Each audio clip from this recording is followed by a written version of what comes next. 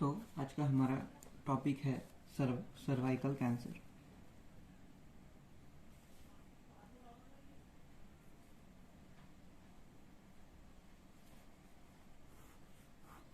ये cervical cancer, तो cervical cancer में अपन देखेंगे कि जैसे ये अपना ये पार्ट है यूटेरस, ये यूटेरस हो गया और ये ओवरी, ठीक है। तो इसमें देखेंगे आप, ये है यूटेरस,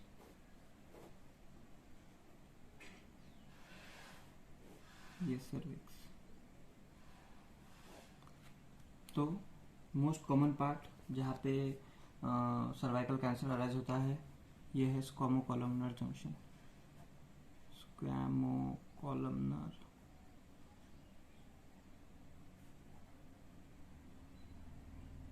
जंक्शन।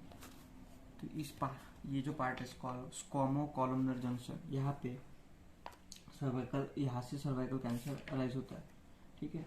तो सर्वाइकल कैंसर क्या है? It is second most common cancer seen in female.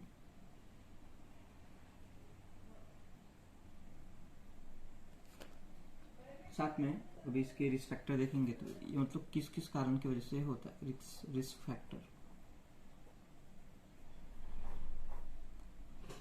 तो सबसे पहला रिस्क फैक्टर है ह्यूमन पैपिलोमा वायरस का इन्फेक्शन, HPV इन्फेक्शन। वो भी कौन सा? HPV, मेनली 16 और 18। तो ये जो मेन ह्यूमन पैपिलोमा वायरस 16 और 18, ये रहते हैं हाई रिस्क, इनका हाई रिस्क रहता है एज कम्पेयर टू बाकी वेरिएंट से। और ये पहला हो गया। दूसरा है स्मोकिंग। अगर कोई इंडिविजुअल स्मोकिंग करता है बहुत ज़्यादा, तो उसमें सर्वाइकल कैंसर होने के चांसेस भी बहुत ज़्यादा है, स्पेशली फीमेल्स, क्योंकि उनमें क्या रहते हैं? Polycyclic aromatic hydrocarbons. और है इम्यून डेफिशिएंसी। अगर किसी को सर्वाइकल कैंसर हो गया, हम उसको बहुत दिन से बहुत सारे दवाई वगैरह दे रहे, पर उनमें इम्यून डेफिशिएंसी होंगी, मतलब उनका इम्यून सिस्टम उस तरीके से काम ही नहीं कर पा रहा होगा, तो उनका जो सर्वाइकल कैंसर रहता है वो प्रोग्रेस होते जाता है, पर वो जल्दी ठीक नहीं होता क्योंकि उनमें इम्यून डेफिशिएंसी है। या फिर कोई ओरल कॉन्ट्रासेप्टिव पिल्स कंज्यूम करते, उनके कारण भी सर्वाइकल कैंसर का रिस्क बढ़ जाता है। और इसमें क्या होता है? सर्वाइकल कैंसर में जो P53 जीन रहता है, उसकी एक्टिविटी डिक्रीज होता है, डिक्रीज एक्टिविटी। और जो RB जीन रहता है, RB जीन, रेटिनोब्लास्टोमा जीन, उसकी भी एक्टिविटी डिक्रीज होती है।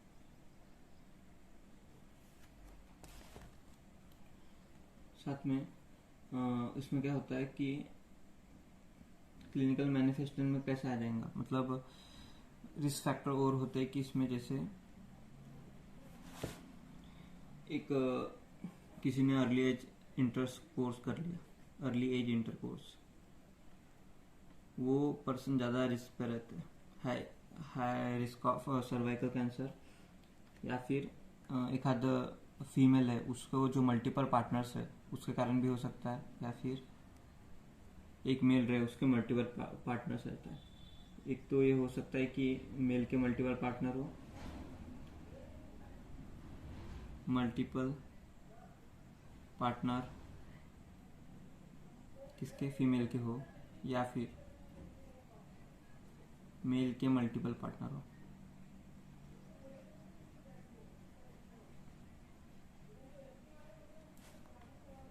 उसके कारण भी ये हो सकता है। तो अब पेशेंट आपके पास किस तरीके से आएगा? जब पेशेंट आपके पास आएगा तो क्या कंप्लेंट लेके आएगा? तो क्लिनिकल मैनिफेस्टेशन। पेशेंट आपके पास कैसे आएगा कि वो बोलेंगे, पेशेंट आ रहा है डॉक्टर साहब कि कोइटस के बाद बहुत सालों से, 5-6 सालों से उनका कोइटस के बाद भी पोस्ट क्वाइटल ब्लीडिंग हो रही है, उसको कोइटस करने के बाद ब्लीडिंग होती है, पोस्ट क्वाइटल ब्लीडिंग। या फिर उसके वजाइना से फाउल स्मेलिंग डिस्चार्ज होता है, फाउल स्मेलिंग डिस्चार्ज वजाइना से होता है। या फिर उनमें कैकेक्सिया दिखने को मिलता है। कैकेक्सिया मतलब क्या होता है? भूख कम लगना।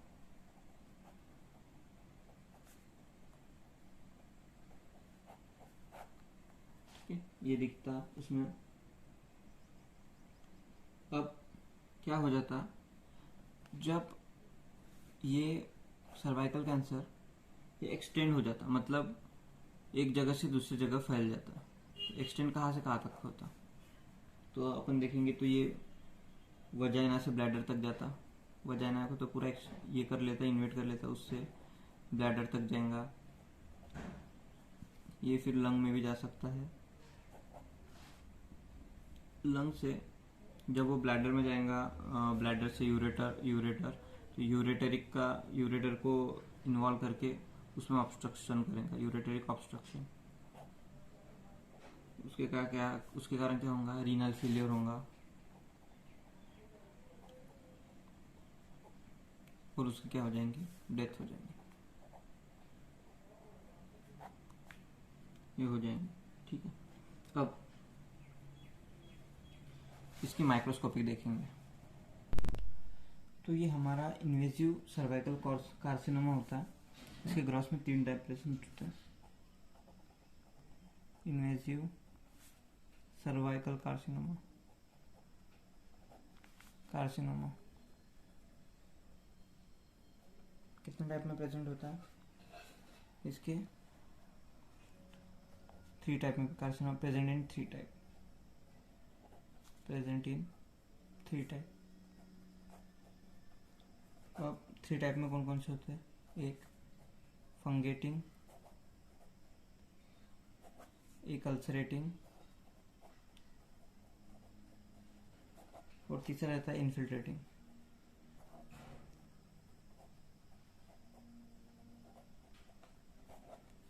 अब फंगेटिंग में क्या होगा? फंगेटिंग में क्या रहता?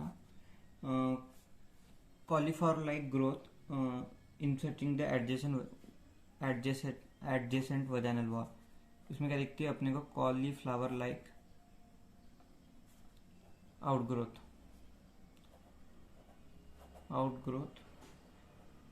कहाँ पे दिखती है? On adjacent vaginal wall.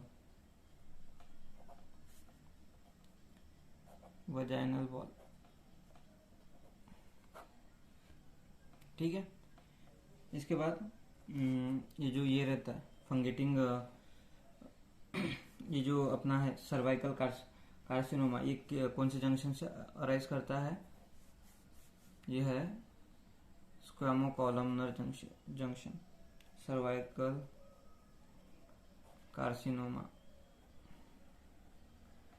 Arise from squamocolumnar junction.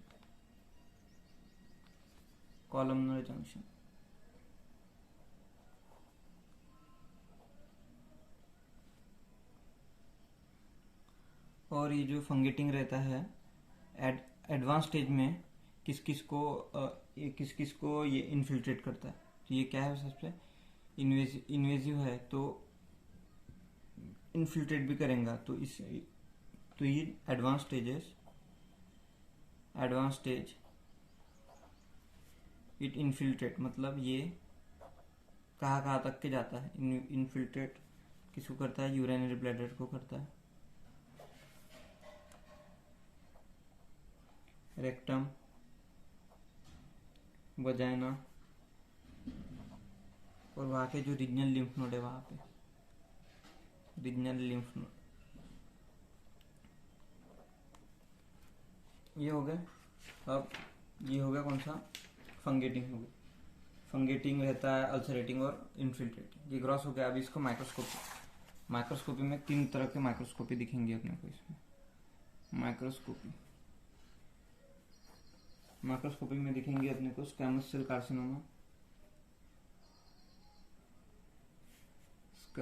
Carcinoma,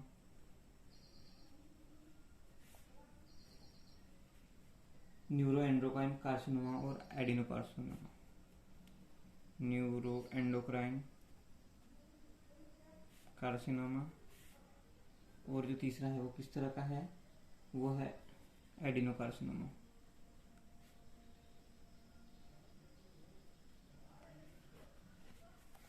ये जो स्क्वैमस सेल कार्सिनोमा रहता है, ये 80% केसेस में दिखता है।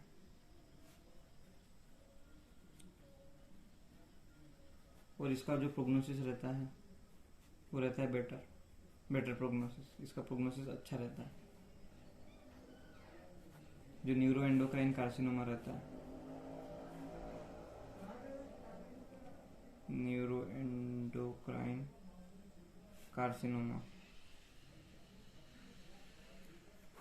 ये 5% केसेस में दिखता है। और इसका प्रोग्नोसिस कैसा रहता है? Poor prognosis. एडिनोकार्सिनोमा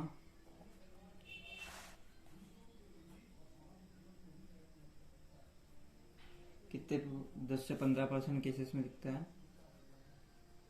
और इसका भी प्रोग्नोसिस पुअर रहता है। Prognosis poor.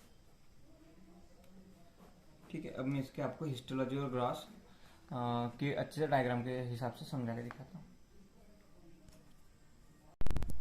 तो आप इसके ग्रॉस में देख रहे हैं कि ये इन्वेसिव कार्सिनोमा ऑफ सर्विस है। इसमें जो ये एडजेसेंट वजाइनल वॉल है, इसमें फंगेटिंग कॉलीफ्लावर लाइक आउटग्रोथ इसमें दिखेंगी। जो अपन ने इसका ये देखे थे ग्रॉस में, इसमें जो ग्रॉस है, इसके ग्रॉस में देखे थे कि फंगेटिंग इन्फिल्ट्रेटिंग और अल्सरेटिंग टाइप के ग्रॉस रहते हैं सर्वाइकल कार्सिनोमा में। तो उसमें जो फंगेटिंग रहता है उसमें कॉलीफ्लावर लाइक आउटग्रोथ दिखेंगी। अब आप जो ये देखेंगे कि ये है इन्वेसिव कार्सिनोमा ऑफ सर्विक्स, इसमें क्या रहता है?